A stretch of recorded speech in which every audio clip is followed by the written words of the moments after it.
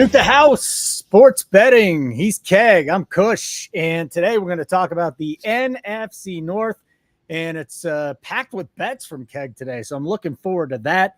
Website is live. You can hop in for a month, $59.99, 25% off your first payment of a monthly plan. Brings it down to like 40 something when you use the code Nuke25. Nuke25, 25% off your first payment of a monthly plan. Best value is the yearly plan, $599.99. Save $120 there.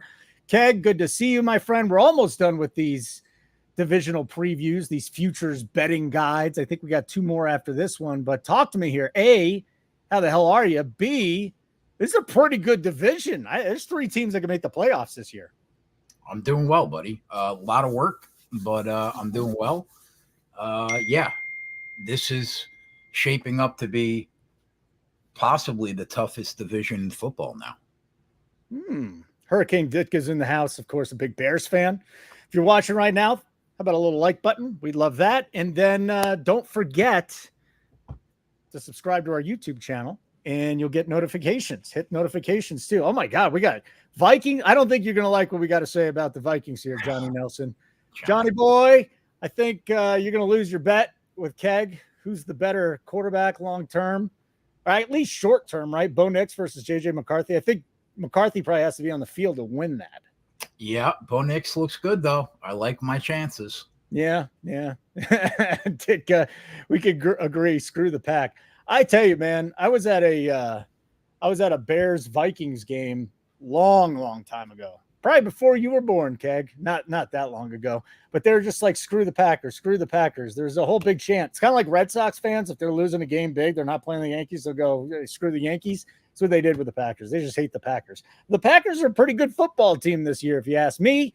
And guess what? That is a wonderful way to start with our NFC North Division futures. The Packers to make the playoffs, minus 155, plus 25 to miss the playoffs. Win totals 9.5, overs minus 35, under plus 115.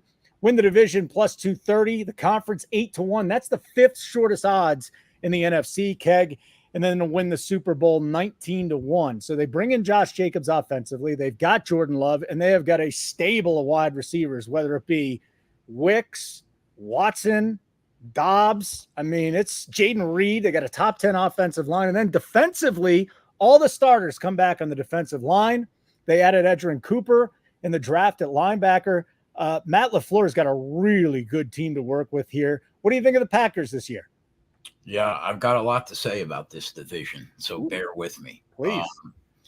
Yeah, the Green Bay Packers were not a good football team in the first half of the year, but something clicked halfway through for Jordan Love, and it instantly turned him into what, at least right now, looks like a franchise quarterback.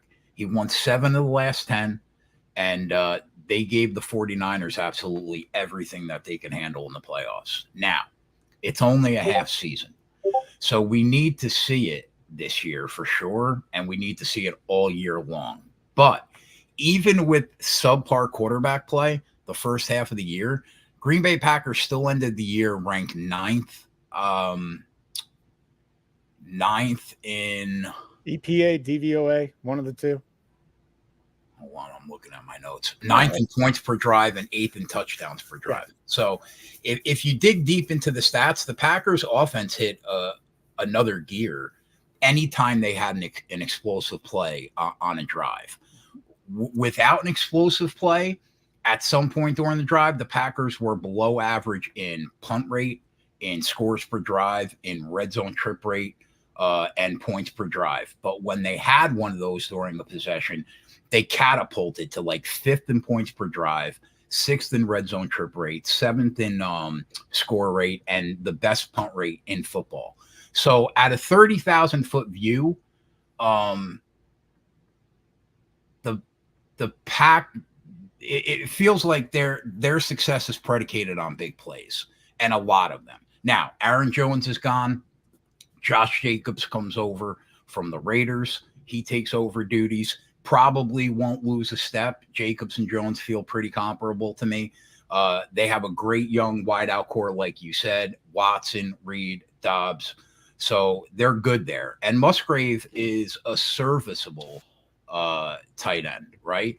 So if Love is the quarterback from the second half of last season, I think that they're in great shape, including a young offensive line that was second and third in pass block win rate and pressure rate.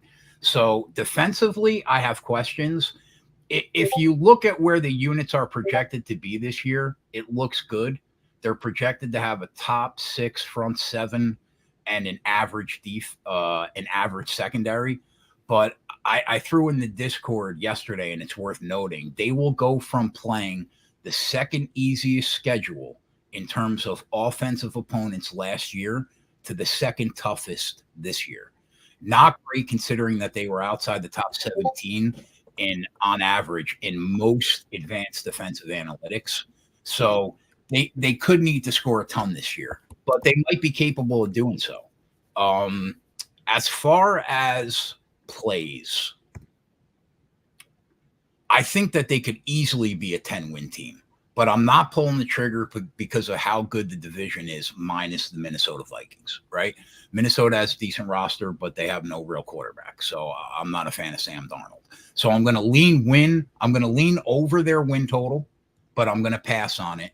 One bet that I do kind of like is Jordan Love over 27.5 touchdowns last year. He went 32-11 last year, and he was dreadful in the beginning of the year.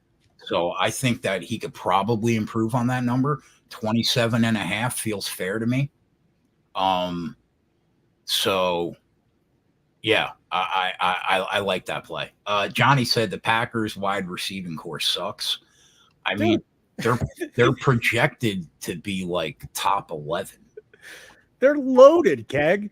And do you realize that I think every starting wideout on that team has been drafted in the last 2 years? Christian Watson, maybe 2 years ago, I think 2022, right? Be his third season. He can't stay on the field, but I'm telling you right now, Dobbs is a terrific possession receiver. Reed showed a big flash with a big burst, and then there's Wicks too. And I think that Watson, when he is on the field, might be the most talented out of all of them. But that's a Vikings fan talking, that the wide receivers for the Packers. Aaron Rodgers, if he had this wide receiver core, might have actually stayed in Green Bay, and they would have been really good. And if you're buying into Jordan Love, then I'm with you. I think this wide receiver core is really good. Tons of upside because they're so young. I mean, down the stretch, was there a better quarterback in football? He was there, man. He was the best. There's no question. Yeah, 100%. So yeah. I'm with you. Okay, so we are done with our first team in the NFC North. Again, best bet, Jordan Love, over 27.5 passing touchdowns. Like button to be wonderful. Subscribe to our YouTube channel and turn on your notifications because we got a lot of stuff going on here, especially NFL-wise. Next week, our buddy Connor Allen from 4 for 4. We're going to do futures with him, futures betting show. Big fan of Connor. So we've got that. We still have 2 divisions that Keg and I need to preview. We'll have live shows up and down. And then guess what, Keg? How many days away? What is that? 13 days away from the opener. And for what I know, we're going to be on live every single NFL game, betting them live, right? That is correct. And I'm a big Connor Allen guy. So I'm looking forward to that show. You need to text him too. Let him know you're excited about it. Makes him feel good. Minnesota Vikings, our next team. They suck. It's make the playoffs 3-1. Miss the playoffs minus 400. We don't want to bet that. 6.5 is the win total. Over minus 40. Under plus 20. But here's the interesting one, Keg. And again, I was discussing with you, maybe we could get in at a 12-1, worst record in the NFL. I think under 5.5 at plus 180 is something worth looking at. 950 to win the division, 40-1 for the conference, 80-1 to win the Super Bowl. You know, Sam Darnold has got some weapons with Justin Jefferson. He's not going to have Hawkinson back till at least week 7. They're going to wait through the bye with him. Jefferson, Aaron Jones is there. Jordan Addison is there. So I like the weapons. The problem is defensively. I think these guys have a lot of issues, especially up the middle. Give me the breakdown on the Minnesota Vikings. I'm not even sure you got to bet on these guys. I don't. The Kirk Cousins experiment, unfortunately, is over for my guy Johnny in Minnesota. Mm-hmm. And that is unfortunate because he's about to go win the NFC South. for the Atlanta Falcons. So the Vikings did one thing most people never thought that they would last season, and that was reach for J.J. McCarthy, right? Now, he's hurt right now. I have no idea how long he'll be out for. What is it, the year? McCarthy's done for the year. Right, but I don't really think it matters. He wasn't going to start over Darnold, in my opinion, from the door anyway. So they say he's the most pro-ready quarterback because of the system he ran, but I have not seen anything from J.J. McCarthy that's blown my dick off and made me think that he might be the truth. Can he be? Yeah. Is it possible? Yeah. But I think he's got a lot of work to do before he gets there. They have a massive upgrade at running back with Aaron Jones coming in from Green Bay, like you mentioned. They have the best wideout in the game, and they have a substantially underrated number 2 in Jordan Addison, and a kid that catches everything in TJ Hawkinson. So I like the weapons too. Plus the offensive line is they're solid. They're projected to be in the top 10, but it all comes down to the quarterback in this league.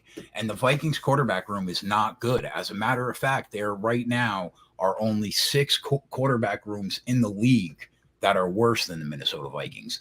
Defense is a tale of 2 units, much like the Chicago Bears, which we'll get to.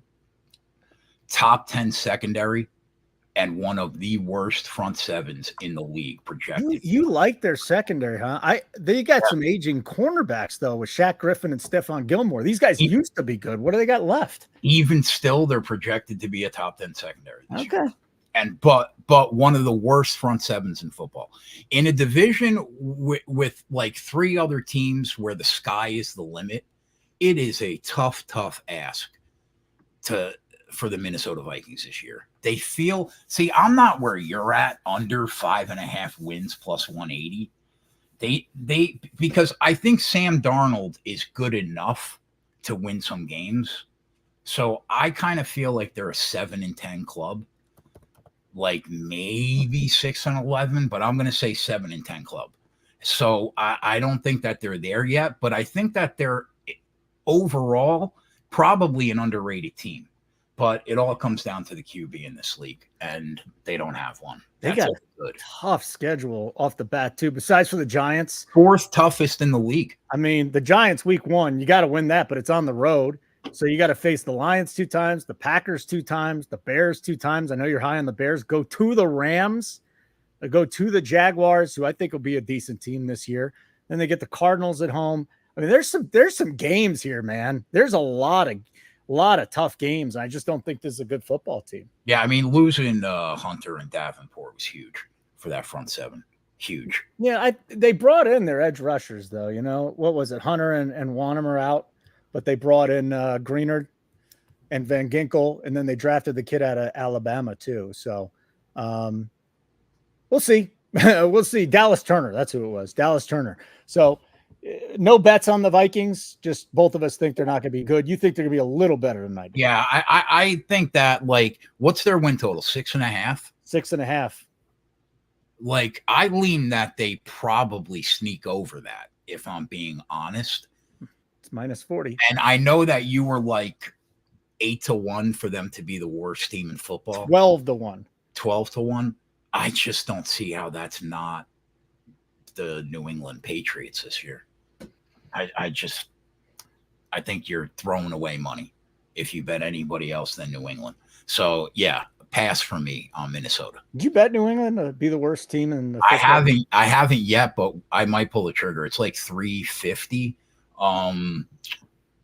But the great news about the Minnesota Vikings this year is they're not going to be good. And that means I get to break Johnny's balls all year long. And I mean, that's a good year, you know?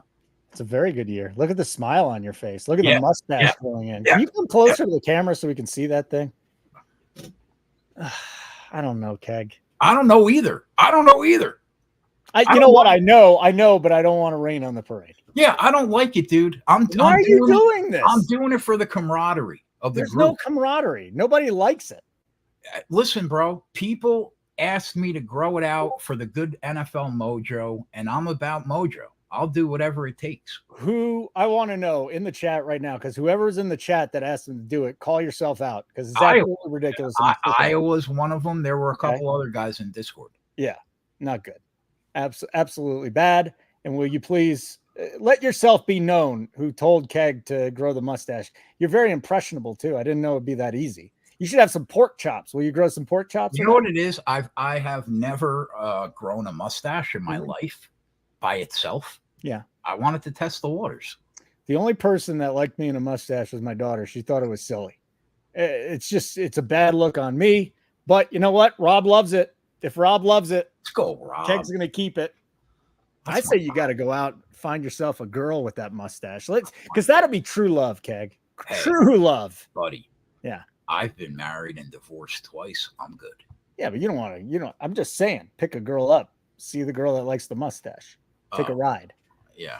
So as we continue, nukethehouse.com. It's up. I'm looking at the site right now. We have a ton of articles up, especially in the NFL, NFC West Futures Betting Guide, the North, the East, the South, all of them. Every single division, we got futures betting guides here from our writers. We also have an article, how to win at live betting if you don't know how to live bet. That'll help you do that. We've got NASCAR. We got fighting, golf, baseball. Matt has been on fire lately. Gary's in there too. Our game plans are going to get you ready for every single game. I feel bad for Keg and Coop having to put those things together. I mean, I'm doing a lot of work, but that's ridiculous. The NFL is back, Onyx. It is back. Tommy's been a big help, thank God, with the MMA game plan. Who? Tommy? Yeah. You got your notifications on Discord, man. It's going Dude, I don't know what to tell you. We're going to have to get through the show with, I closed the app. I don't know what to do. Buzzer beater, not a fan of the mustache. All right, Buzzer. But you would have been good in the 70s. I don't think you'd have been out of work in the 70s. Chicago Bears are our next team, Keg. And Caleb Williams, boy, he's looked good in the preseason. We're going to see what he could do in the regular season. Are the Bears really minus 10 on each side to make the playoffs and miss the playoffs? There's no way that was the number before the preseason. No way. Williams has looked good. I think it's moved, but I don't think it was that far off after they signed.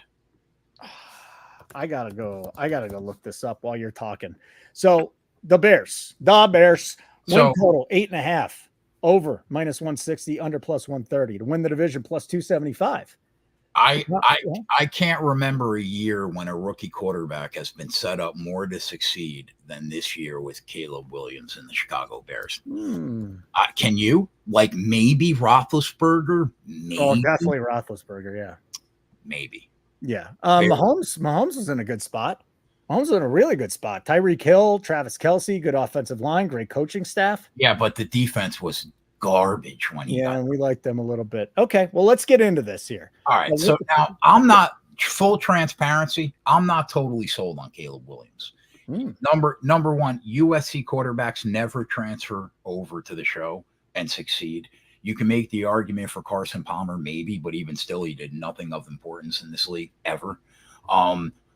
He looks like he has all the tools, but he also cries when he loses football games, which is kind of gay. Oh, would you stop it? The guy is fine. He has an emotional quarterback. We'll go right by that, right? Okay. Why are we going by that? I can't believe you're still on this with Caleb Williams. The guy shows some emotion. Big deal. Listen, bro. I just need to see him prove it on this level. Okay. Oh, it's called passion. It is called passion. Yeah, you're right. You were fucking clowning the kid with. Don't make me pull. I think he's making fun of me. Don't make me pull the tape. You were clowning the kid with me. Hey, it's called passion. Yeah. Okay. Passion. We'll go with that. But listen, he needs to prove it to me at this level. I have my doubts, but if the kid's game translates over from the college level, and he's the real deal, this team is going to be a wagon in the future because the team is absolutely stacked. DeAndre Swift gets the start at running back, three-headed monster DJ Moore, Keenan Allen, and Rome, who they drafted out of Washington, who was an absolute stud. They should be sick for as long as Keenan Allen can stay healthy. And they have a solid tight end option in underrated Cole Kmet, right? So the weapons are there. We know that. The offensive line is projected to be slightly above average, which should be good enough for Caleb's first year. The strength of the defense is certainly the secondary. They're projected to have a top 5 secondary this year if the unit stays healthy. But the defensive front 7 isn't even ranked inside the top 20 as a unit this year. Now, I see a lot of people talking about the Bears having a top 5 defense, and that's just not the case. They will not have a top 5 defense. Write it down. Tell a friend. It will be solid. It will be probably better than league average, but the front 7 will prevent them from being a top 5 defense this year, period. At least that's what the advanced metrics say, right? And the Bears were one of the 5 luckiest teams in football last year in terms of fumbles lost and gained. So that's going to regress a bit. Now, I'm high on the team if Williams is the real deal, but people need to pump the brakes on the top 5D talk, okay? Unless the front 7 dramatically overperforms current expectation. As far as action,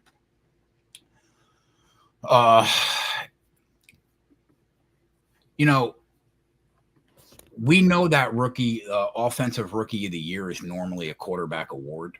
So Williams deserves to be the overwhelming favorite to get the award.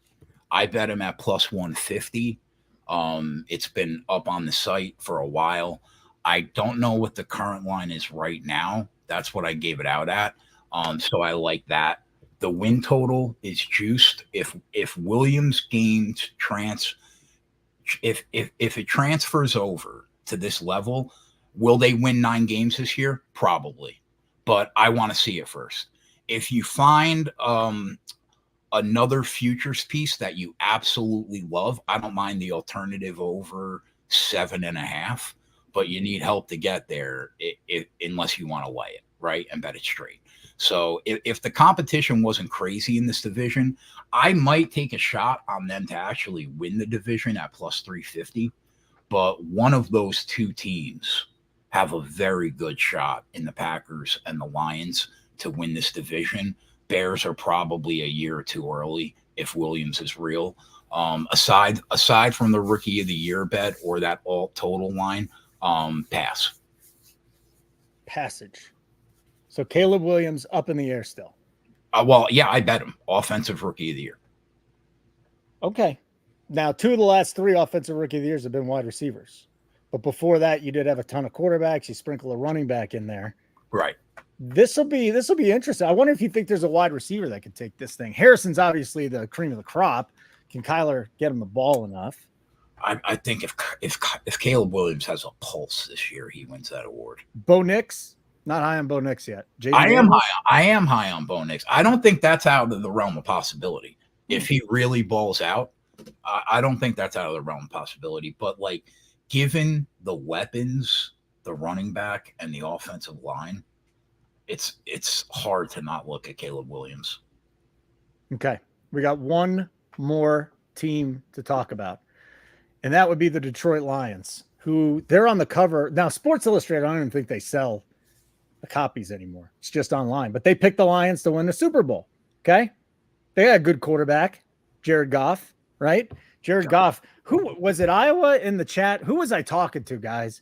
When I was talking about MVP odds, he's like, Jared Goff. Got to look at Jared Goff. It was me when I told him 8 weeks ago on the show. And all right. 4,575 passing yards last year, 30-12 TD to interception ratio, possibly the best offensive line in the NFL.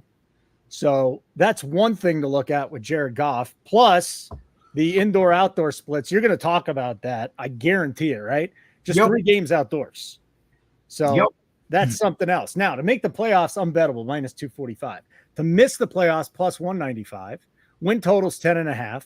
The division plus 135. The conference 550. And to win the Super Bowl is 12-1, the 4th shortest odds. Think this team can win the Super Bowl, Keg?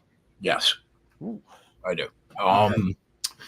This team made our subscribers a shit ton of money last year, from backing them from a side and total perspective to team totals to alternative player props for ASB, Gibbs, and Montgomery. The Lions were very good to us last year.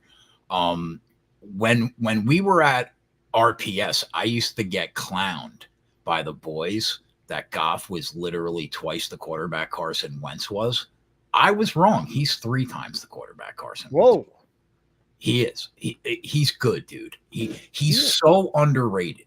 He, like, the rap on this kid, like you said, he can't throw the ball outdoors in cold weather.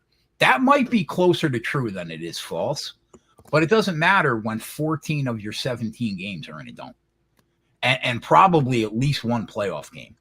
In a dome, Goff is a top 10 quarterback, full stop. It's not even close. Mm-hmm. I had him ranked 7th overall. After I did my autopsy at the end of the year, I had him ranked 7th. He's now taken 2 different teams to an NFC championship game, 1 team to a bowl. And what he did for the city of Detroit last year was nothing short of spectacular. Now, the offense was humming all year, especially in the first half last year. This offense was an absolute wagon. In the first half last year, they were 3rd in yards per play, 3rd in EPA per play, 1st in yards per attempt, 4th in yards per catch, 2nd in EPA per attempt. They were studs. In terms of weapons, the team stacked. They're projected to have the best offensive line in football and the 2nd best running back room in football. Although for my money, Gibbs and Montgomery are the best tandem in the league right now. And Brown, Williams, and Raymond are a rock-solid group of wideouts. Plus, Laporte is one of the best catching tight ends in the league. So the offense should be every bit as good as it was last year. Defensively, the front 7, rock solid. They have a top 5 front 7 with the additions of DJ Reader, Marcus Davenport, plus they have Aiden Hutchinson, McNeil, Anzalone, and other people, right? The question mark for this team are 2 things. 1, the secondary, which is the only unit in the building projected outside the top 20, and the head coach. Listen, the culture that Dan Campbell created in this short amount of time is incredibly impressive. My issue with this guy is the disregard of being even remotely safe on 4th down. You can't go for it on 4th and 3 on your own 18-yard line consistently and expect to get good results in the end. As good as this team treated us last year, they should have treated us better. But we failed to cover a couple games due to some ridiculous calls going for it on fourth and short deep in their own territory. The schedule is in their favor. You know, it's about middle of the pack, not that hard. They're favored in 13 of 17 games this year for a reason. As far as the action goes, I'm on the Lions to win the North at plus 150. I didn't bet the win total over 10.5 because I didn't want to really get overexposed, knowing that I'll probably bet them to win the NFC, and I'll probably sprinkle something on Goff at 30-1 to win MVP, which I mentioned on the show about 6 weeks ago. But I still have not pulled the trigger on that yet. But yeah, I like the Lions a lot. I still rate them as the best team in the division, but the Packers are right there. And if Caleb Williams is the truth, the Bears aren't far behind. Wow. Them some fighting words right there, buddy. So here's what I got for our best bets from you. I got Detroit to win the division, correct? Mm-hmm. I've got Caleb Williams, Rookie of the Year. Yep. I got Love over 27.5 touchdowns. Yep. Beautiful. Let's plug the site here. Before we do that, hit the like button. Make sure you subscribe to our YouTube channel and turn on the notifications so you get everything you need from us. Anytime we have a video, you're aware of it. You'll probably want to watch it too if you want to make some money. What's going on at the site, Keg? Nuke 25% off first payment of a monthly plan. What are we offering right now? All right. We got daily picks, free articles. You could throw your email address in there. We'll send you guys a free pick to your email every day. We've got more live betting in-game content than any website on earth, probably 25 hours a week. We'll be live for every NFL game this year. And then we have the game plan betting guides for every NASCAR Cup race, MMA, UFC card, PGA tournament, and NFL game. It's a lot of work, but it's worth it to try to give the people the best amount of info that we can. So I'm excited. I counted, I think between me, Matt, Coop, and Sean, we're up like 270 units this year so far. So it's going well. Shitty August, but I made 60 units in July, so we'll live. Yeah, it's going well though. It's football season, dude. It's time to really make some money now. I'm excited. I can't wait. Check out Keg with me on VSiN on Sunday. So I'm looking forward to having you on. I know you don't want me to call you the best live bettor in the world. So you're don't do that on VSiN. Second best live bettor in the world. Right here. No question. Right? Hey, the chat knows this. Leave some comments down there when you're done. Keg, hopefully the next time I see you, you shave that thing. My sense is you're not going to because you want camaraderie. Oh, you know when this is coming off? February. Oh, God. Yep. Can you make it a handlebar? Get used to it, my guy. Handlebar. I want a handlebar. Get used to it. Okay. I'm going to have to. Go throw the graphic up. Ladies and gentlemen, we're going to nuke the house. Let's continue to do so. For Keg, I'm Kush. NFC North bets are in.